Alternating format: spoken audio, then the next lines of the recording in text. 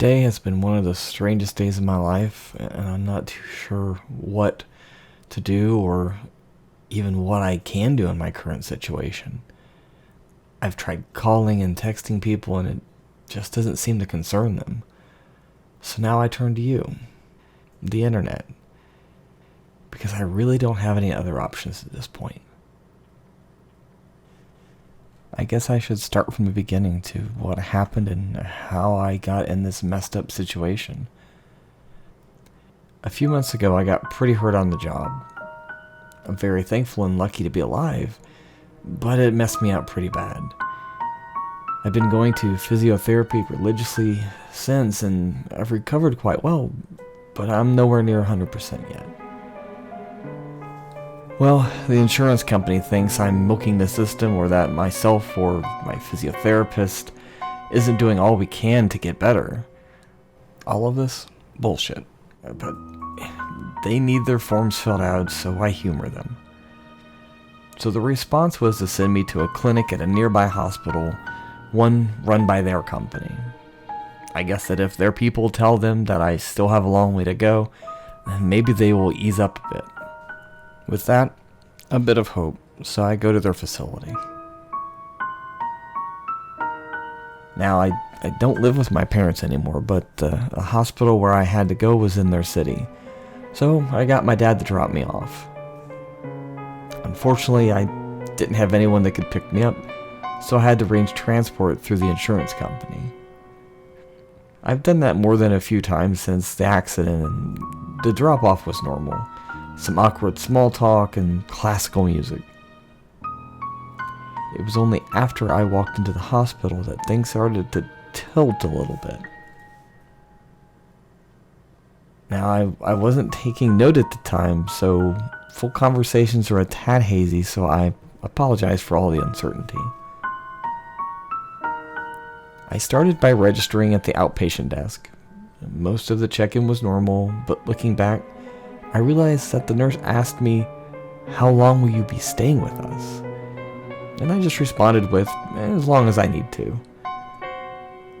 Looking back at that question, it's not a typical outpatient question, let alone a typical hospital administration question. I just thought that she meant whether I had a departure time or not. Why would I have any reason to think otherwise? I sat down with some forms and questionnaires to fill out, typical for a first-time visit to any clinic. As I was filling out the papers, I noticed from my peripherals that the other people in the waiting room just kept on looking at me.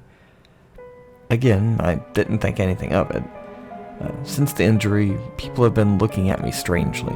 Sure, it's rude, but I've been dealing with it for months, and I'm fairly good at ignoring people's stares. I would just stare back, and most people would just look away. And that is exactly what I did. I caught somebody staring at me, and they looked away. A couple minutes later, I noticed someone else was staring, along with the first person. I quickly shot up my head, and they both looked away. I went back to finishing up my paperwork. The last bundle was a multiple choice questionnaire, and I focused in on that like a laser. Once I was done, I looked up and I saw that the 5 other people in the waiting room were staring at me. This time was different though, because when I stared back, they just locked eyes with me and continued to stare. Now, I've been in some very uncomfortable situations in my life, but never like this. I met eyes with everyone in the waiting room, and they just all continued to look at me, like they knew something I didn't. Looking back, maybe they did. It wasn't until the administrator called the next number that everyone stopped looking at me and went back to their business. I handed in my paperwork, eyeing everyone with suspicion. I was informed to go to another waiting room where the specialist would come and get me. While I was walking away, I couldn't help but feel like someone was watching me. I even turned around to check, but every other patient's eyes were looking down at phones, books, etc. The second waiting room was a lot smaller than the main one, with only a fraction of the seats. I was the only one in there, so I elected not to sit down and pace and stretch instead. My headphones were in, so I just put on a playlist and stretched my body out. Since the accident, everything has been quite stiff, and I need to stretch out every couple of hours to stay in a place of moderate comfort. I know that this is a little weird to close your eyes and stretch in a hospital waiting room, but my comfort levels have changed, and I was much more concerned with my own well-being rather than any societal norms. Now, I didn't have my music turned up too loud as I didn't want to miss being called for the specialist. I was stretching out for what must have been only a few minutes, and I didn't hear a single word. When I opened my eyes, there was a tall man standing on the other side of the door, staring at me through the glass window. I jumped and made a little noise. He didn't flinch. He just continued to look at me with no expression at all on his face. I took my headphones out and spoke to him. "Are you Dr. Ashby?" Looking back, I think I yelled it out, but I was pretty unnerved at this point. He didn't respond. He just moved his right arm a little. I heard the doorknob turn along with the soft squeak of the door opening. It seemed to take forever for the door to open and for the man to walk through, but as he did, he appeared normal. He had a pleasant expression on his face as he greeted me as Dr. Kellen Ashby. Now, I asked him if he didn't hear my question through the door, but he acted perplexed, like he didn't hear me ask anything. I tried to shake it off and go with him to the examination room, but I couldn't get rid of the unease that I was feeling. As I walked through the doorway, I looked behind me to where I was sitting. I don't know what compelled me to look, but I wish I didn't. On the other side of the glass of the waiting room, I saw a group of people staring into the waiting room. They were all staring where I was sitting, and I noticed that most of them were the people who were in the main registration waiting room. I paused for a quick moment, mostly in shock. As soon as I stopped, though, their heads snapped toward my current location, all of them staring with an unblinking eye, with no expression on their faces. I quickly walked through the door at that point, which I shouldn't have done in my current state, but the fear pulsing through my body told me to. The examination room was normal enough, as was the conversation I had with Dr. Ashby. It was a standard conversation I had with anyone in the last few months, with a little more detail since he was a medical professional.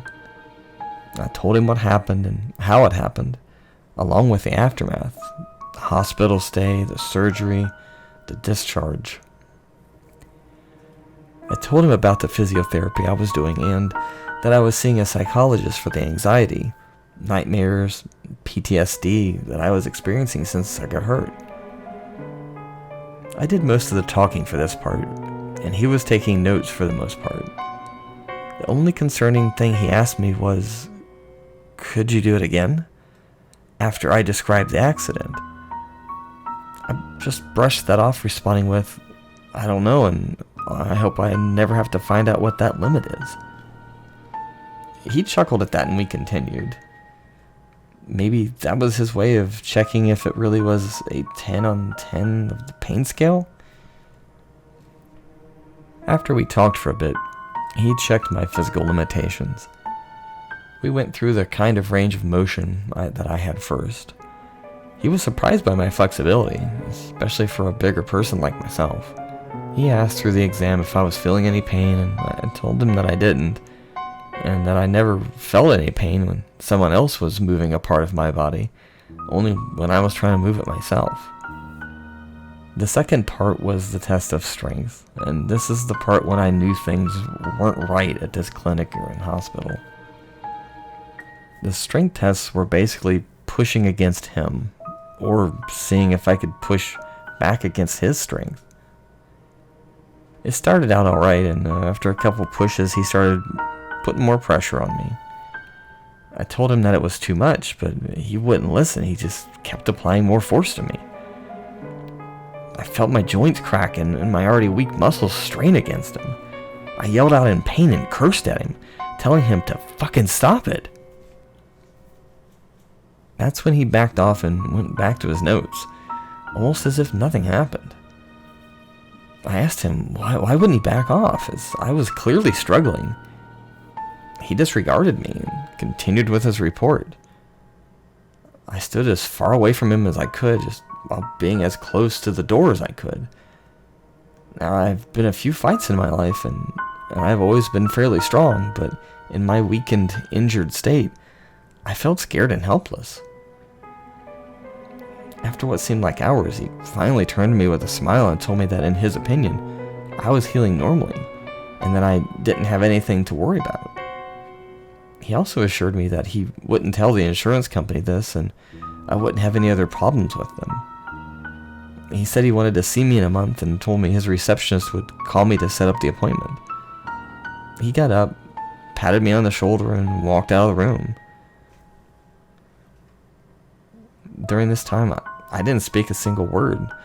Fear tightened around my throat and prevented me from speaking. I walked out of that room as quickly as I could and walked to the outpatient entrance and exit to wait for my ride. And I waited for no more than 10 minutes before I started to get a little concerned. I checked my phone and noticed that appointment went 40 minutes longer than I anticipated. So I called the transportation company and told them what happened.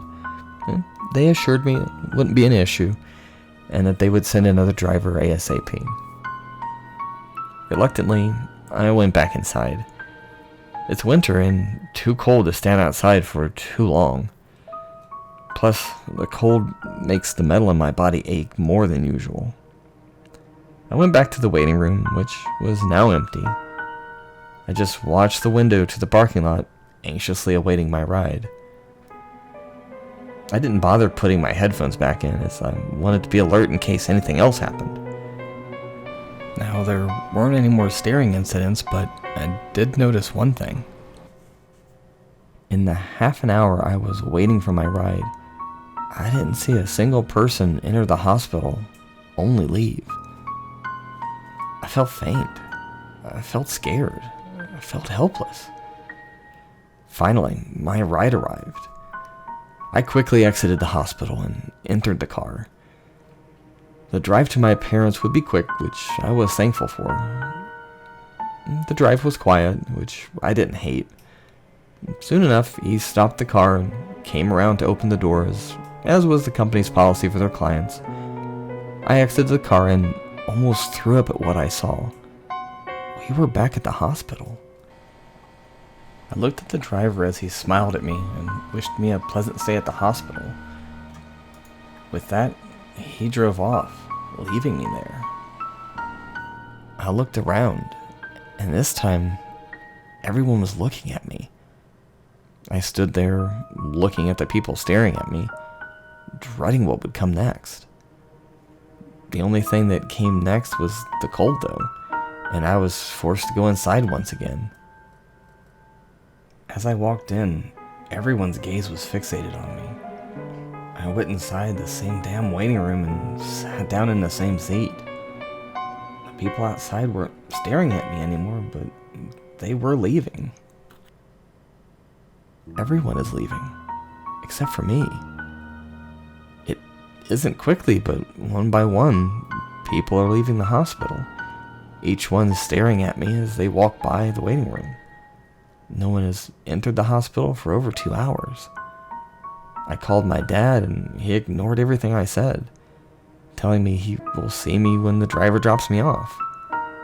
I can't get a hold of my mom or any of my friends. The transportation company insisted that I was dropped off at home. I fought with him on the phone and finally was told that a driver would come to the hospital to check for me. That was an hour ago. The last thing the dispatcher said to me was, "Enjoy your stay at the hospital." I really don't know what to do at this point. I'm more scared than I've ever been in my life. Please, can anyone help me? Hello, strangers. This is Perfect Stranger with Reddtime Stories. Today's tale was read with permission from the author, Creative Corner 905. I will be doing the whole series, so stay tuned for every chilling installment. And I know I disappeared for a while since the last video, but the world's a crazy place, as you know. But I'm aiming for weekly story releases moving forward. And as always, be sure to like and subscribe, and let me know down in the comments what's some of the weirdest or creepiest things that you've experienced in hospitals. Isn't it past your Reddtime?